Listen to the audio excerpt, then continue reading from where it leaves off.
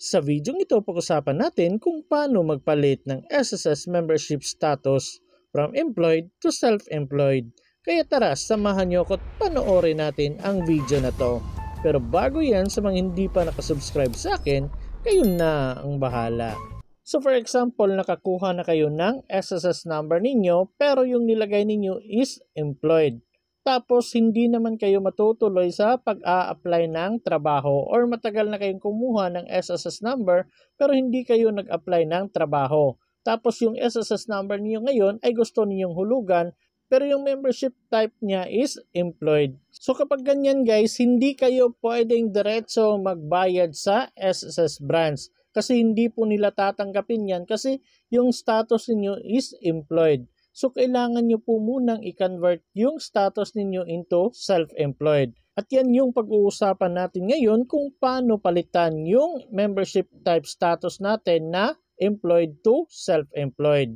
So, para mapalitan yan, pumunta kayo sa pinakamalapit na SSS branch sa inyong lugar at magdala kayo ng 2 valid IDs or documents na meron kayo. Or mas maganda, dalhin nyo na po lahat yung mga valid IDs or documents na meron kayo dyan.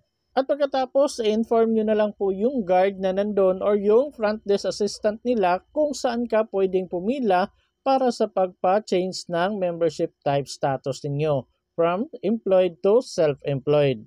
At pagkatapos niyan, bibigyan ka na po nila ng E4 na form or yung member data change request na form. So ganito po yung form na ibibigay sa inyo. So bali 2 papel yan, 4 na pages, back to back kasi yan. So dito, una, fill upan nyo to lahat. So dito, ilagay nyo po yung SSS number ninyo, yung CRN kung meron kayong common reference number. Kung wala, wag nyo na pong lagyan. Tapos dito, ilagay nyo po yung date of birth. Tapos yung tax identification number kung meron, pero kung wala, pwede din wag nyo na pong lagyan. Tapos ilagay nyo na yung last name, first name, at middle name ninyo. Pagkatapos dito sa address, ilagay nyo po yung buong address ninyo. And huwag kalimutan yung zip code ninyo.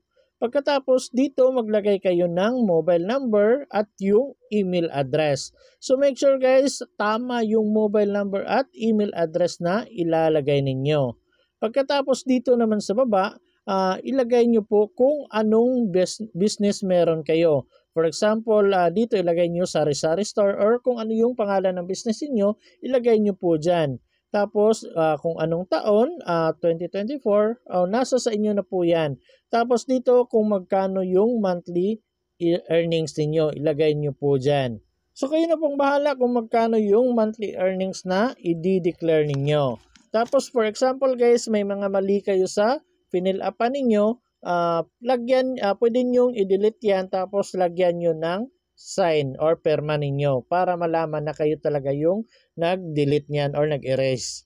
At dito naman sa certification, dito ilagay nyo po yung SSS number ninyo, tapos ilagay nyo yung printed name ninyo, tapos dito yung signature. Tapos dito ilagay nyo po kung anong petsa ninyo fill upan ang form. So yun lang yung fill upan ninyo at yung iba ay sa SSS na, sila nang bahalang mag-fill up dyan. Basta yun yung mga nabanggit ko, yun lang po yung fill upan ninyo. At basta kung may mali, may erasure kayo, i-erase nyo lang tapos lagyan nyo ng perma. At pagkatapos yung fill upan lahat yan, bibigyan niya po kayo ng priority number. So, antayin nyo na lang po na tawagin yung pangalan ninyo. So, ganito po yung priority number. So, makikita nyo naman po dyan sa mga TV kung ano ng numbers ang counter kayo pupunta. So, mag-antay lang kayo na tawagin yung number ninyo at kung saang counter kayo papupuntahin. At kapag tinawag na kayo, pumunta lang kayo doon at ibigay nyo lahat ng mga documents na hawak ninyo, pati yung ID ninyo. Pagkatapos, i-encode nila yan, interviewin pa kayo doon, and then kung okay na, bibigyan ka po nila ng printed copy ng e-form or member data change request form na ganito, yung SSS na talaga yung nag-print. So, i-check nyo maigi yung last name ninyo, yung first name at middle name. Tapos dito kung anong address, tapos yung mobile number at yung email address. So i-double check nyo po lahat. So pagkatapos niyan, pwede na po kayong umuwi. yes po, pwede na kayong umuwi kasi hindi pa po kayo pwedeng magbayad as self-employed. Mag-aantay pa kayo ng 3 to 4 weeks bago makapagbayad kasi for approval pa yung member dito change request ninyo. So mag-antay-antay lang kayo ng mga 3 to 4 weeks. Sa akin, 3 to 4 weeks pagkatapos, tinry ko nang magbayad. Kasi nung pagka-uwi ko nun, tinry ko magbayad, hindi tinatanggap ni SSS kasi pinaprocess pa daw yung member data change request ko. So yun na nga, after 3 to 4 weeks, bumalik na ako doon. Tapos tinry ko magbayad, kumuha ako ng payment slip. Tapos pinilapan ko, nilagay ko yung SSS number, tapos yung mobile number ko, tapos yung pangalan, tapos pinirmahan ko, nilagay ko yung petsa. So, ayun, pagkatapos nun dito sa likod, nilagay ko yung date kung ano yung mga months na babayaran ko at kung magkano yung gustong ibayad. And by the way guys, sa mga nagtatanong kung magkano daw yung pwedeng ibayad. So, depende po yan sa monthly earnings na dineclare ninyo kasi may bracket po yan. So, ipapakita ko sa inyo yung bracket. So, ito yung monthly salary credit bracket ng self-employed. So, depende po yan sa monthly earnings na dineclare ninyo.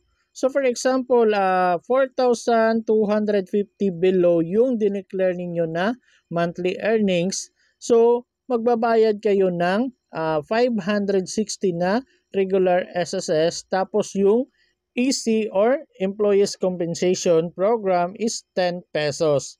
So, bali yung total na mababayaran mo is 570 pesos. At yung 4,250 to 4,749, yung mababayaran ninyo is 630 plus EC na 10 pesos. So, may total na mababayaran kayo na 640 pesos. So, depende po yan sa monthly earnings na dineclare ninyo. So, makikita nyo naman po lahat dito sa bracket. So, for example, 9,750 to 10,249 yung monthly earnings ninyo. So, yung total na mababayaran ninyo is 1,410 pesos monthly. So, marami pa yan guys sa baba. Pwede nyo i-search yan sa Google kung magkano yung monthly salary credit ninyo at kung magkano yung total na mababayaran ninyo. At pagkatapos ninyo magbayad, may ibibigay po sa inyo na payment slip. So, dito sa taas, may payment reference number na kung magkano yung binayad ninyo, nandito na po sa taas. So, mga ilang araw lang, hindi, ilang oras lang, na palitan na po yung membership status ko from employed to self-employed. So, ganun lang po kadali guys. So, kailangan lang talaga mag-antay kayo ng 3 to 4 weeks para mapalitan yung membership status ninyo. And by the way, kung gusto ninyong ipa-voluntary yan, pwede din po. After nyo magbayad, kung ayaw nyo nang mag-self-employed, mag-online na lang po kayo magbayad tapos i-click nyo yung voluntary, pwede na po ninyong palitan yung membership status ninyo.